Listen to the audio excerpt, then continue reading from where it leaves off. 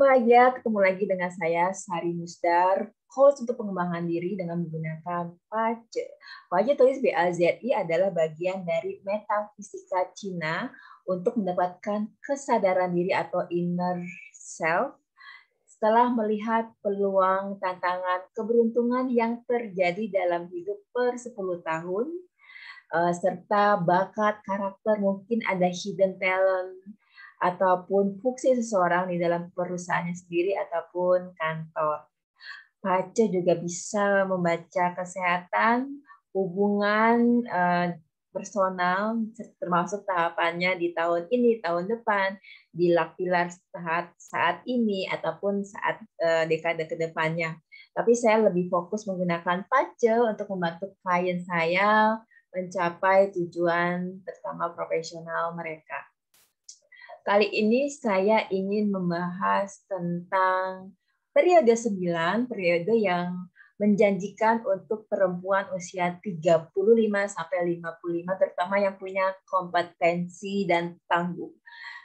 Jadi sebagai perempuan, woman support woman, saya ingin men-share hal ini ke teman-teman. Langsung saja saya bagikan. Ya, pastinya sebentar ya. Periode 9.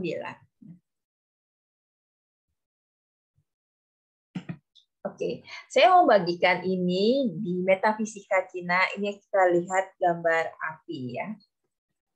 Metafisika Cina mengatur bahwa setiap 20 tahun terjadi shifting ataupun pertukaran energi. Saat ini ya tahun 2021 sebenarnya kita sudah berada di transisi dari periode 8 tahun 2004 sampai 2023 ke periode 9 2024 sampai 2045. Periode 8 digambarkan elemennya adalah tanah. Kalau kita lihat tanah tidak akan bergerak-gerak, tetap di tempatnya kecuali dicangkul dan dibawa. Atau misalnya kalau yang earth itu melambangnya adalah gunung, nggak mungkin gunung berpindah-pindah. Jadi tahun 2004 sampai 2023 kita punya kestabilan ekonomi. Kayak misalnya, kalau kamu kuliah yang benar, kamu akan diterima bekerja di perusahaan dan hidup happily ever after sampai pensiun dan menikmati pensiun. Tapi kita bisa lihat, terutama saat pandemi, banyak yang dirumahkan atau PHK atau hanya menerima gaji pokok yang biasanya kayak pekerjaan pilot ya, biasanya menerima gaji ya take home pay yang besar karena lebih besar tunjangannya. Sekarang hanya menerima basic salary atau gaji pokok ya, akhirnya mulai mikir, wah ternyata nggak bisa kayak dulu lagi. Kita cukup santai-santai aja, udah terjamin hidupnya, kuliah, dapat pekerjaan bagus ya. Nggak ada sesuatu yang di luar ketidakpastiannya. Ternyata ini kita udah mulai masa transisi ya. Sudah mulai menyiapkan diri ke periode 9 yang dimulai tahun 2024 ya, tanggal 4 Februari 2024. Periode 9 ini yang akan bisa dibilang mengalami kesuksesan adalah spiritualitas, teknologi, dan perempuan. Kenapa spiritualitas? Atau mungkin agama juga ya. Karena yang nggak ada yang nggak pasti ini, kita butuh pegangan. Dan biasanya manusia larinya ke agama atau spiritualitas. Maka industri tanda kutip ya, spiritualitas, wellness, itu akan menjamur ya, bagai di musim hujan. Juga teknologi tentunya sekarang udah ada crypto ya, Bitcoin dan segala macam. Semuanya serba digital ya. Sudah ada Gojek, Grab yang disrupting ya, mengubah semua gaya hidup kita. Sekarang kita bisa mesen makanan online dan segala macam. Termasuk juga marketplace. Dan perempuan. Kenapa perempuan? Karena di periode 9 elemennya adalah api. Elemen api itu salah satunya adalah kosmetik, kecantikan. Sekarang udah mulai kelihatan klinik kecantikan banyak banget. Yang dulunya di dekat rumah saya nggak ada, sekarang ada. Dan fasilitasnya bagus ya. Mau HIFU bisa, mau microderma dan segala macam bisa, semuanya ada. Mau laser semuanya ada. Kalau dulu saya mesti keluar rumah agak jauh. Sekarang sudah ada dekat rumah saya. Itu salah satunya. Dan kenapa? Jadi perempuan akan memegang posisi kunci, baik itu di perusahaan dan juga di pemerintahan, di politik ya. Kita udah bisa lihat di Amerika sekarang sudah ada wapres perempuan ya. Wapres perempuan Ibu Kamala Harris. Di Finlandia dan Selandia Baru Perdana Menterinya perempuan, yang Selandia Baru masih muda ya. Di Indonesia banyak menteri-menteri yang bagus perempuan ya. Menteri Ibu Sri Mulyani sama Menteri Luar Negeri ya, yang saya lihat ya. Mungkin penilaian saya subjektif, tapi itu yang saya lihat. Balik lagi di periode 9, elemennya adalah api. Api itu kalau di Pace atau metafisika Cina melambangkan passion, semangat, gairah, melambangkan sopan santun, ya, senang menolong orang. Kita bayangin aja api itu kan obor, lilin kan digunakan untuk menerangi sekitarnya. Terus juga matahari kan menerangi kita ya. Juga dermawan ya, ini tipenya yang fire, terus juga mesti fokus ke tujuan. Nanti bisnis, walaupun namanya bisnis pasti akan cari untung, tapi teman-teman harus punya tujuan. Tujuannya apa sih? Mungkin kayak kosmetik yang terkenal dia tidak melakukan tes ke binatang atau tetap menjaga lingkungan kayak eco green dan segala macam. Itu akan diterjemahkan dalam tagline dan juga konten marketingnya, konten digital marketingnya. Tadi balik lagi industrinya adalah industri elemen api, kebutuhan perempuan ya. Kenapa perempuan bisa mencapai posisi puncak di perusahaan? Karena hanya perempuan yang tahu apa yang dibutuhkan ya, cara marketingnya gimana, terus menarik calon pembeli seperti apa, kan banyak kan hanya perempuan yang bisa membaca perempuan. Tapi mungkin juga ada laki-laki yang bisa ya. Terus selain kebutuhan perempuan, hiburan, entertainment, kuliner, pariwisata, termasuk juga mungkin traveling ya.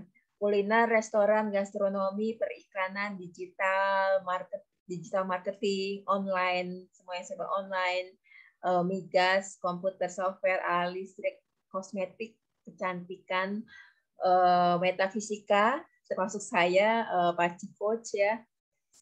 Terus juga apa lagi ya? Kebugaran, wellness, ya, meditasi, semacam itu juga termasuk. Karena orang akan pusing dan gampang stres, butuh ketenangan, butuh mindfulness.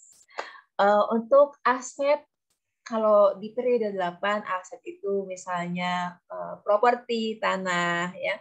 Sekarang ditambah lagi dengan popularitas atau ketenaran, reputasi, termasuk mendapatkan atensi, ya, attention, juga branding. Jadi branding harus kuat. Semua perusahaan besar, kecil, perusahaan yang sudah bergerak di bidang yang sama lama banget, yang mungkin leader di dalam industri tersebut, mungkin akan bisa kesaing dengan perusahaan kecil yang marketingnya jauh lebih bagus, yang bisa menyentuh calon kliennya. Jadi attention, branding adalah segalanya. Yang punya agensi digital branding bisa memanfaatkan, bisa membuat rencana dari sekarang ya. Mumpung lagi pandemi ya. Kita bisa lihat Instagram sudah mulai berubah ya. Yang tadinya foto, mereka berubah ke reels yang berupa video.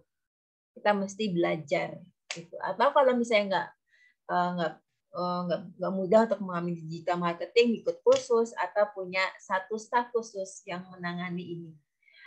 Penyampaian info atau berita dengan cepat ya melalui internet tentunya atau digital, banyak messenger, tidak stabil, kita tidak nggak bisa lagi mengharapkan seperti dulu lagi. Ya, dengan diawali seperti pandemi saat ini, ya kita mesti siap tidak hanya mengandalkan penghasilan dari satu sumber, harus punya side gig atau penghasilan tambahan seperti itu. Jadi mesti lebih punya kompetensi lain, ya mesti punya mengembangkan potensinya. Bagaimana caranya? Dengan melihat wajah profilingnya. Bisa tanya ke saya. Butuh elemen lain untuk memulai, jadi butuh kolaborasi. Kalau dulu sistemnya perusahaan hierarkinya panjang banget ya, strukturnya tuh sampai begini.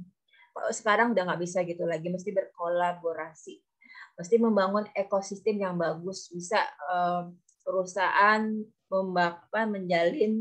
menjalin hubungan mungkin dengan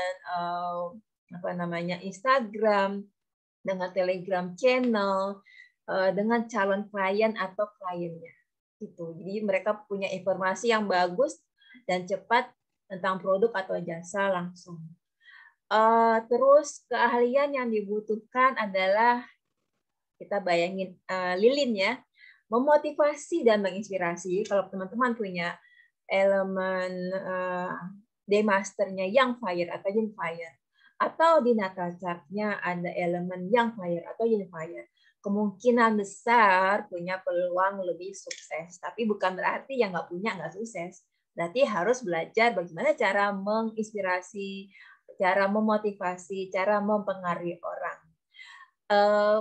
Bakat yang sebaiknya dimiliki adalah bakat indirect wealth atau the pioneer, ya.